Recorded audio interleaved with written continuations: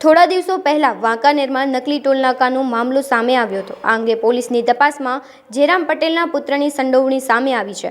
જે મામલે રાજકોટ ખાતે જેરામ પટેલના રાજીનામાની માંગને લઈ પાટીદાર યુવા ગ્રુપની પ્રેસ કોન્ફરન્સ યોજાઈ હતી। કડવા પાટીદાર યુવા આગેવાન મનોજ પાનારાએ નિવેદન આપ્યું હતું કે જેરામ બાપા રાજીનામું આપી રહ્યા છે, માટે ધરણાનો કાર્યક્રમ રદ કરવામાં આવ્યો છે। જુલાઈ બાદ ચેરમેન મૌલેશભાઈ ઉકાણી પાસે પ્રમુખનો ચાર્જ રહેશે।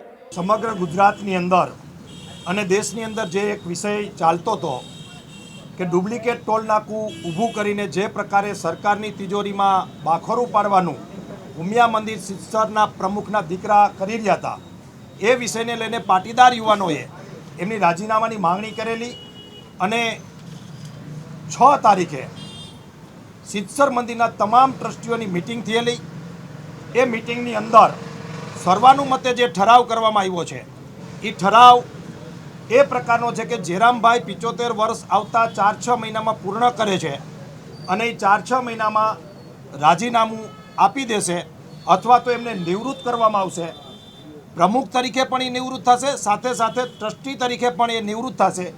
આ પ્રકારનો ઠરાવ 4 નંબરનો મીડિયા સમક્ષ તમે જોઈ શકો છો અને આ વયમર્યાદા પાર કરેલા 5 લોકો છે, 2 લોકોની વયમર્યાદા પૂર્ણ થાય છે, પરંતુ અમે સ્પષ્ટ માનીએ છીએ કે આ પ્રકારનો વચલો માર્ગ ટ્રસ્ટીગણે સિત્સર મંદિરની સમિતિએ જેરામભાઈ માટે કાઢેલો છે અમારી માંગણીને લઈને। તો જેરામભાઈ આવતા 4 થી 6 મહિનામાં રાજીનામું આપવાના છે। આપ બધા જાણો છો જે રીતે 2024ના ડિસેમ્બરમાં ઉમિયા મંદિર સિત્સર ખૂબ મોટો મહોત્સવ થવાનો છે। આ મહોત્સવની અંદર અમારી એ જ વાત હતી કે જેરામભાઈની આગેવાનીમાં ન થવો જોઈએ। શા માટે? કે જેરામભાઈનો દીકરો આ પ્રકારના કામમાં અથવા તો આ પ્રકારની પ્રવૃત્તિમાં નામ આવતું હોય ત્યારે સમાજ એમાંથી શું પ્રેરણા લે, યુવાનો શું પ્રેરણા લે? આ વિષયને લઈને અમારી વાત હતી। એ વાત ટ્રસ્ટી મંડળે ક્યાંક ને ક્યાંક સ્વીકારી છે। અમે ટ્રસ્ટી મંડળનો પણ આભાર માનીએ છીએ। અમારા વડીલોની વાતને માન્ય રાખી અને આ જે પ્રકારના ચોથા મુદ્દામાં આ મૌલેશભાઈ અને ચેરમેનશ્રી અને બાકીના લોકોની જે સિગ્નેચર સાથે અમારી પાસે એમનું ઠરાવ આપવામાં આવેલો છે, એ ઠરાવને અમે અમારા વડીલોની માંગ અને એમની વાતચીતના આધાર ઉપર સમગ્ર ટીમે નક્કી કર્યું છે કે આ વાતને સ્વીકારીએ, પણ અમે સમાજની અંદર સમાજની સંસ્થાની અંદર જરૂર પડશે એ પ્રકારના સુધારા માટે આવતા દિવસોમાં લડતા રહેશું। મીડિયાના મિત્રોને કંઈ પ્રશ્ન હોય તો પૂછી શકે છે। જેરામભાઈની સામેની વ્યક્તિગત જે લડાઈ છે એ કદાચ ચાલુ રહેશે। એમના આર્થિક વહીવટો, જેરામભાઈએ પ્રમુખ દરમિયાન કરેલા જે પ્રકારના વહીવટો છે એની કાનૂની રીતે તપાસ થાય। આગળની અમારી ટીમ સામાજિક રીતે અમારી જે સંસ્થાઓ છે એમાં સુધારા લાવવા, બંધારણમાં સુધારા લાવવા, મય મર્યાદામાં હજી ઘટાડો કરવો, પ્રમુખ છે 10 વર્ષથી વધારે સમય રહેવાનો જોઈએ, આવી જે અમારી તમને એનો જવાબ આપું। અમારી 24 તારીખે આ બધા મીડિયાના મિત્રોની હાજરીમાં જ મિટિંગ હતી। 23 તારીખે જ એમના ઉપપ્રમુખે આ પ્રકારની જાહેરાત કરેલી, પરંતુ આ શું કામ થયું છે? આમાં 5 ટ્રસ્ટીઓ તો ઓલરેડી વયમર્યાદા ઉપર હતા। આ અમારી માંગણીને આધારે જ આ વિષય ઠરાવ લેવામાં આવ્યો છે। આ 5 વડીલો જે વયમર્યાદા 75 વર્ષ ઉપર થઈ ગઈ હતી એમને અત્યારે જ કેમ નિવૃત્ત કરવામાં આવ્યા? કારણ કે ક્યાંક ને ક્યાંક ટ્રસ્ટી મંડળે અને લીડરોએ, આગેવાનોએ આવો વચલો રસ્તો કાઢીને જેરામભાઈનું રાજીનામું લીધું હોય એવું અમારું માંગણી છે। પણ અમારે એમના રાજીનામાથી મતલબ છે। જો અમે સામાજિક આગેવાનો, ટ્રસ્ટીઓ અને અમારા જે દાતાઓ છે, ભામાશાઓ છે, એની વાતને માન્ય રાખીને અમારી આખી કમિટીએ નક્કી કરેલું છે કે આ વાતને અમે સ્વીકારીએ છીએ અને અમે અમારા ટ્રસ્ટી મંડળનો જે ઠરાવ છે કે વયમર્યાદાના આધારે જેરામભાઈનું રાજીનામું આવશે એ વાતને અમે સ્વીકારીએ છીએ। એમની વાતને અને એમની લાગણીને અમે માન્ય રાખીએ છીએ। સામાજિક અમારી લડાઈ છે। અમારી સામાજિક લડાઈમાં 5-15 દી મોડું રાજીનામું દે જેરામભાઈ તો અમારી ટીમને કોઈ વાંધો નથી, પણ જો 6 મહિનાનો જે વયમર્યાદા છે એમાં જેરામભાઈ રાજીનામું નહીં આપે તો ચોક્કસ કરશો। નથી થવાનું। એટલા માટે હું તમને કહું છું કે આ આંદોલનના કારણે જ આ લડાઈ થઈ છે। આ લડાઈ ભૂતકાળમાં જેરામભાઈની આગેવાનીમાં સમાજની અંદર ઘણી બધી જગ્યાએ એમને ખોટું કરેલું છે, આર્થિક વ્યવહારોમાં ગડબડ કરેલી છે, એની પ્રૂફ અમારી પાસે છે. આવતા દિવસોમાં અમે મીડિયાની સામે લાવશું. એક સામાન્ય ઉદાહરણ આપી દઉં કે જામનગર લાલવાડી જે પાટીદાર સમાજની સંસ્થા હતી, જગ્યા હતી, એમાં કૌભાંડ કરી અને એ જગ્યા બીજાને આપેલી. હમણાં જ બહુ મોટા આંદોલન પછી એમને એ જગ્યા સમાજને પરત મળેલી છે. આવા અનેક ઉદાહરણો છે. વ્યક્તિગત રીતે જયરામભાઈની સામે ચેરિટી કમિશનરમાં આરટીઆઈ મુજબ અને સંસ્થાના વહીવટો દ્વારા અમે એની લડાઈ ચાલુ રાખવાના છે. અમારો જે પ્રશ્ન અત્યારે હતો કે જયરામભાઈ રાજીનામું આપે, એ વયમર્યાદાના આધાર ઉપર એમને રાજીનામું આપવાની જાહેરાત કરી દીધી છે.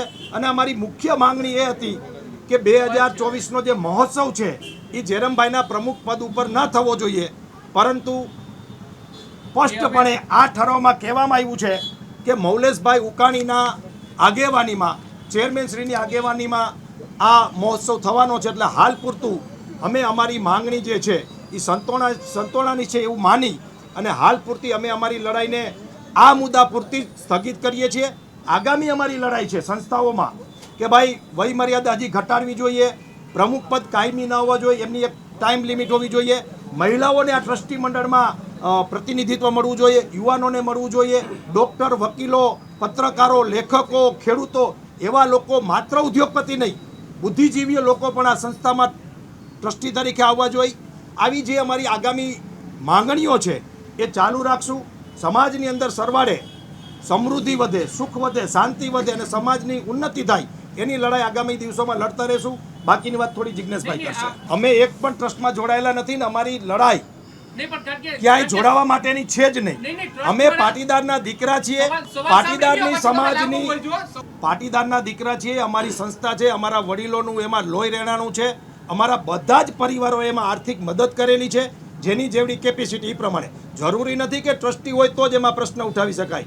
જેમ આપણે દેશના નાગરિક છે ને દેશની સમસ્યા પર બોલવાનો બધાને અધિકાર છે, એ રીતે પાટીદારના દીકરા તરીકે એ સંસ્થામાં ખોટું થતું હોય, કોઈ વ્યક્તિ પોતાનું બળજબરી ચલાવતા હોય, મનમાની ચલાવતા હોય, હિટલરશાહી ચલાવતા હોય, તો એની સામે પાટીદાર યુવાનો અવાજ ઉઠાવી શકે એ અમારો આબાદ અધિકાર છે. અને એ ટ્રસ્ટી મંડળ પણ ન રોકી શકે અને બીજા લોકો પણ ન રોકી શકે. આગામી દિવસોમાં ફરીને કહું છું, કોઈ પણ નવા પ્રમુખ આવશે, કોઈ પણ પ્રકારની ગેરરીતિ ક્યાંય પણ સમાજમાં થતી હશે, સમાજની સંસ્થાઓમાં થતી હશે, તો એનો અવાજ આ યુવાનો ઉપાડવાના છે. એ વાસ્તવિકતા છે. જયરામભાઈના નેજા નીચે જ ઘણા બધા આર્થિક વ્યવહારોની ગડબડ થઈ છે. એ સ્પષ્ટ છે કે જે માણસ ટોલ નાકાને ન મૂકે, સરકારની તિજોરીને ના મૂકે, એ માણસ સંસ્થાને મૂકે ખરા? આ એક સ્વાભાવિક પ્રશ્ન છે.